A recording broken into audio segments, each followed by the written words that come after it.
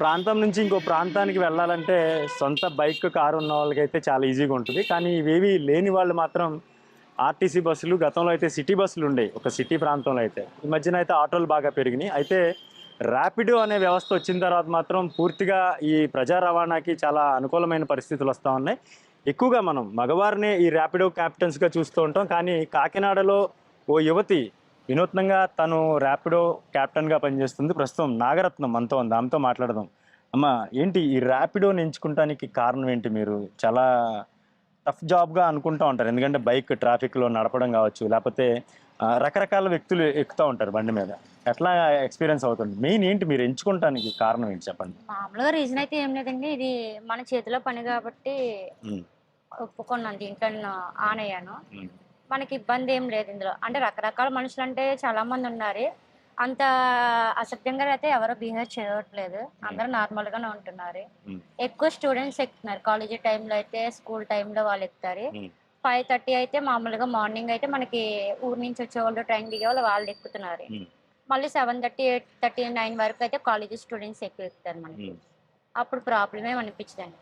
ఒకవేళ maybe night time చేస్తే 11 వరకు చేస్తే అప్పుడు ప్రాబ్లం అనిపిస్తుంది మనకి. ఉమ్. అని ఇది బాగుంది పార్ట్ టైం కాబట్టి. ఎంతకాలం నుండి చేస్తున్నారు? నేను సంవత్సరం నుంచి చేస్తాను. ఎప్పుడైనా ఏదైనా ఇబ్బంది పడిన పరిస్థితి ఏమన్నా అనిపించిందా ఎప్పుడైనా అలాగా? ఇప్పుడైతే అనిపించలేదు కానీ చాలా మంది డ్రింక్ చేసేవాళ్ళు ర్యాపిడో బుక్ చేసుకున్నప్పుడు వాళ్ళే క్యాన్సిల్ చేసేవాళ్ళు ఆర్డర్. ఉమ్, మీరు ఆడపిల్లలు కదమ్మా, మీరు వెళ్ళిపోండి, మేము ముందు తాగేస్తున్నాం వద్దమ్మని వాళ్ళే క్యాన్సిల్ రైట్ కొట్టేసేవాళ్ళు. Okay, okay. వాళ్ళు కొట్టేసినప్పుడు ఏంటంటే మనకి 10 రూపీస్ మనకే వచ్చేది. అంటే ఇంకా మంచితనం ఉంది కొంచెం. ఉందండి వాళ్ళ కొంచెం ఉంది కాబట్టి ఇంకా మేము ఇలా ఉంటున్నాము. ఉమ్. దాంట్లో అయితే భయపడాల్సిన అవసరం లేదు. ఎక్కువగా ఎవరు ట్రావెల్ చేస్తూ ఉంటారమ్మా నీ బైక్ మీద?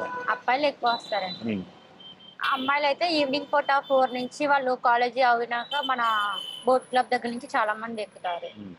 అమ్మాయిలు అయితే.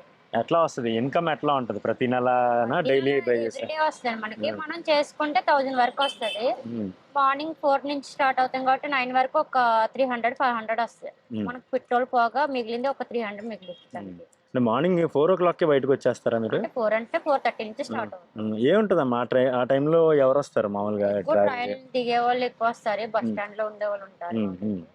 వాళ్ళే ఎక్కువ ర్యాపిడో బుక్ చేసుకుంటారు. సింగిల్ పర్సన్స్ ఎక్కువ బుక్ ఓకే. చేసుకుంటారు.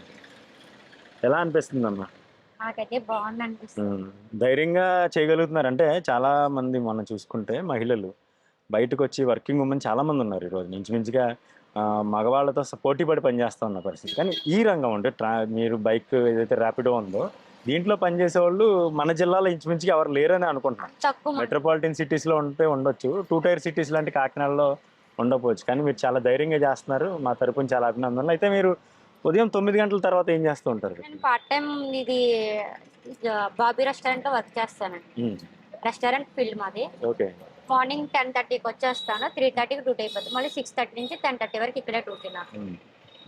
ఇది పర్మనెంట్ జాబ్. ఉదయం 4 గంటల నుంచి రాత్రి 10 గంటల వరకు ఇంకా అలాగా పని చేస్తూనే ఉంటారు మీరు? గంట 2 గంటలు నిద్ర అంటే చాలు. నైట్ ఎలాగా 10:30కి అయిపోతుంది కాబట్టి రూమ్కి వెళ్ళి ఫ్రెష్ అయ్యి తినేసి పడుకోవడం. మీ ఇంట్లో సపోర్ట్ ఎలా ఉంటుంది దీనికి? మా నాన్న అంతా బాగానే చేస్తారు. ఎవరు ఇది చెయ్యొద్దు అని కూడా అనరండి. అమ్మ నాన్న సపోర్ట్ ఉంటాయి కదా, మనకి ఏదైనా చెయ్యాలి చెందాలి అంటే వాళ్ళ సపోర్ట్ ద్వారాగానే ఉంటుంది. మెయిన్ మీకు ఈ వృత్తిలో దాదాపుగా సంవత్సరంన్నర నుంచి కొనసాగుతూ ఉన్నారు. మీకు ఏమనిపించింది? ఎవరికన్నా ఇందులోకి రావాలంటే వాళ్ళకి ఏం చెప్తారు మీరు? అందరూ ముందడుగు ఉండాలండి. చాలా మంది అమ్మాయిలు ఏంటంటే భయం పడుతున్నారు. అంటే బయట ప్రపంచం ఇలా ఉంది, నలుగురు ఏమనుకుంటారు అని. నలుగురు ఏమనుకున్నదని మన సంపాదన మనం తిన్నప్పుడు నలుగురు ఏమంటారు చెప్పండి? వాళ్ళ సంపాదన మనకు పెట్టరు కదా. మన సంపాదన మేము బతుకుతున్నప్పుడు ఎవరు కూడా మనకి వెళ్ళి చూపించడం పనిచేయరు. ఒకవేళ వాళ్ళ సంపాదన మేము బతుకుతే మమ్మల్ని ఇలా అన్నారు భయపడి లోన్ ఉండాలి. ఏ విషయానికైతే నేను భయపడద్దని చెప్తాను ఆడపిల్లలని. మీరేం చదువుకున్నారు? నేనైతే డ్రైవింగ్ లైసెన్స్ అది తీసుకుని చేస్తున్నారు. Okay, okay. అంటే తక్కువ చదువుకున్నప్పటికీ కూడా ఎంతో గౌరవంగా మీకు కావాల్సినంత సంపాదించుకునే పరిస్థితి అయితే మీరు సృష్టించుకున్నారు. దీన్ని బట్టి జనంలో అంటే చదువుకోలేని వాళ్ళు కూడా అంటే పెద్దగా చదువుకోని వాళ్ళు కూడా ఒక గౌరవప్రదమైన ఉద్యోగం చేయొచ్చు, గౌరవప్రదమైన సంపాదన తెచ్చుకోవచ్చు అని మీరు నిరూపించారు. దీన్ని బట్టి అంటే మీ ఫ్యామిలీలో కానీ లేకపోతే మీ ఫ్రెండ్ సర్కిల్‌లో గానీ ఎప్పుడైనా ఇలా చేస్తున్నావు లేపోతే ఇది కరెక్టేనా అని మిమ్మల్ని ఎవరన్నా ఇబ్బంది పెట్టిన పరిస్థితి ఉందా? ఎవరు ఇబ్బంది పెట్టలేదండి. హ్మ్. ఫ్రెండ్స్ కూడా చాలా మంది నువ్వు చేస్తున్నావంటే నువ్వు రౌడీ అమ్మాయి అని అనాలి. హ్మ్. నిన్ను అమ్మాయి అయితే అనకూడదు రౌడీ అని అనాలి అని చాలా మంది నన్ను అలాగే చేస్తారా మీరు బయట? అలా చేయనండి. హ్మ్. ఎవరేమన్నా మన నోరు మంచిగా ఉంటే వాళ్ళు కుదురుగా ఉంటారండి. అవును. మన నోరు మంచిది కాబట్టి వాళ్ళు మనల్ని ఎటకారం చేసి మాట్లాడతారు కదా! హ్మ్. హ్మ్. హ్మ్. మనం కుదురుగా ఉంటేనే కదా వాళ్ళు మనతో బిహేవ్ చేయరు కదా చెడ్డగా. ఒక విషయం చెప్పండి. చదువుతో నిమిత్తం లేకుండా ఈరోజు మీరు ఈ వృత్తిని ఎంచుకున్నారు. ఏం చెప్తారు? ఒకవేళ ఎవరన్నా ఈ వృత్తి వైపు రావాలి, ఇటువైపు అంటే ఈ బైక్ టాక్సీ గానీ, లేకపోతే రెస్టారెంట్‌లో పనిచేయడం గానీ, ఇటువంటి వారికి మీరు ఎటువంటి సందేశం ఇచ్చే ఆలోచన ఉంది మీకు చెప్పండి? ఎవరైనా చేసుకోవచ్చు. హ్మ్. సందేశం అంటే ఎవరికీ ఏం లేదండి. హ్మ్. ఎవరికి నచ్చింది వాళ్ళు చేయడంలో తప్పు లేదు. హ్మ్. అంటే చాలా మంది పెళ్ళిళ్ళు అయిపోయి మనం అది చేయకూడదు, ఇది చేయకూడదు చాలా మంది బాధపడుతున్నారు. హ్మ్. ఇన్‌కేస్ ఇప్పుడు నా తోటి వాళ్ళు కూడా చాలా మంది రెస్టారెంట్‌లో ఉన్నారు. వాళ్ళ హస్బెండ్ కూడా తనని జాబ్‌కెళ్ళు వర్క్ చేయి తను కూడా అంత పెద్దగా చదువుకోలేదు. హ్మ్. ఇంటర్ సెకండ్ ఇయర్ చదివింది. ఇప్పుడు నాతో పాటుగా వర్క్ చేస్తున్న అమ్మాయి కుమారి అనే అమ్మాయి. హ్మ్. అలా ఎవరైనా చేసుకోవచ్చండి. దాంట్లో అయితే తప్పు లేదు. నేనైతే తప్పు లేదని చెప్తాను చాలా మంది. ఓవరాల్‌గా నెల మొత్తానికి మీ ఖర్చులన్నీ పోను ఎంత సేవింగ్స్ చేసుకుంటూ ఉంటారు? ఖర్చులంటే ఏమీ లేవండి. ఫుడ్డు అన్నీ ఇక్కడికే ఎళ్ళిపోతాయి కాబట్టి ఖర్చులేముండవు. ఒక రూమ్ రెంట్, బండి ఈఎంఐ తప్ప మనకేం లేదు. హ్మ్. బండి ఈఎంఐ, రూమ్ రెంట్‌కి పోగా మనకి 7,000 అలాగా ఓకే. సాటిస్ఫాక్షన్‌గా వెళ్ళిపోతుంది మీకు. వెళ్ళిపోతుంది. ఓకే. హ్మ్. హ్మ్.